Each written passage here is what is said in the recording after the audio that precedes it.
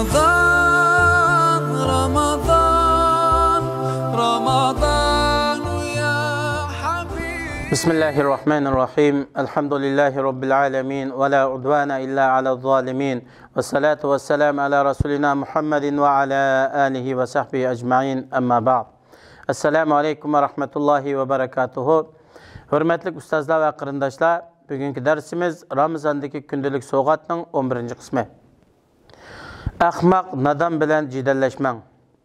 Allah subhanahu ve teala Kur'an-ı Kerim'de şundak deydi. Euzu billahi mineşşeytanirracim. Ve enfiqu fi sabilillahi ve la tulqu bi eydikum ila tahluketi ve ahsinu. İnnallaha yuhibbul muhsinin. Ayetinin kısa tercümesi Allah'ın yolunda pul mal sarf kılınlar. Üzünlerini halaketki taşlamanglar. İhsan kılınlar. İhsan kılgıçlarını Allah hakikaten dost tutudu. Bakara suresi 195. ayet. Ey müminler! Allah'ın dinine yardım beriş ve Allah yolunda cihat kılış için mal çıkım kılışını devamlaştırınlar. Mal sarf kılmasın, Allah yolunda cihat kılıştın toxtab, üzünlerini halaketki taşlamanglar. Hayri ihsan ve taat ibadetini yaxşı kılınlar. Əməllərinlərinin həmmisini xalis Allah razılığı üçün kılınlar. Hakikaten Allah Teala ixlas kılğıçılarını ve yaxşı iş kılğıçılarını yaqtırdı. Peygamberimiz sallallahu aleyhi ve sellem mındaq degen, kim ki intiqam elişqi qadir turup, açığını yutu diken Allah Teala bu kişini kıyamet günü de kişilerinin arasından çakırdı. O kişiye hurul ayindin özü tanlab olishga ixtiyorlik berdi. Ulardan qaysisini xalisa şunun bilan to'y qiladi.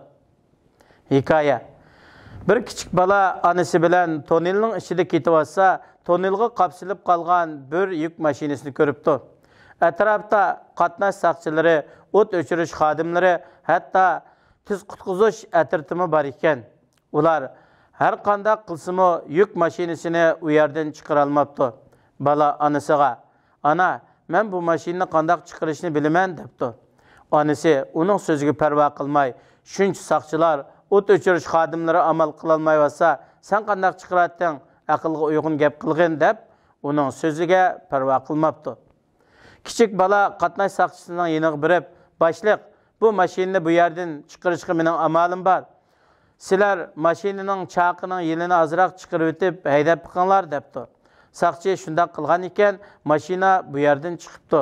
Uningdan keyin shahar boshlig'i bu ayolni chaqirib mukofotlabdi.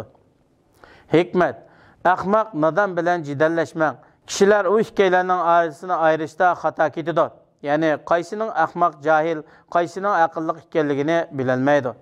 Duo: Robbimiz bizga sabrchanlik ato qilsizlar, bizni musulmon holatda vafotlab tursilar. Fikr: bir ishni hal qilish ba'zi vaqtda ko'z oldingizda bo'ladi. Ba'zi vaqtda ehtiyojli bo'lgan narsalarning hammasi to'liq turib, boshqa tarafga qarash bilan hal bo'ladi. Ey Robbim, bizni to'g'ri yo'lda mustahkam qilsizlar, haqdan adashtirmasizlar, tuhmat fitnalardan saqlasizlar, dilimizni hasaddan, ko'zlarimizni xiyonatdan, tilimizni nifoqdan, amallarimizni riyo bo'lib qilishdan saqlasizlar. Vesselamu aleykum ve rahmetullahi ve berekatuhu. Ramazan, Ramazan.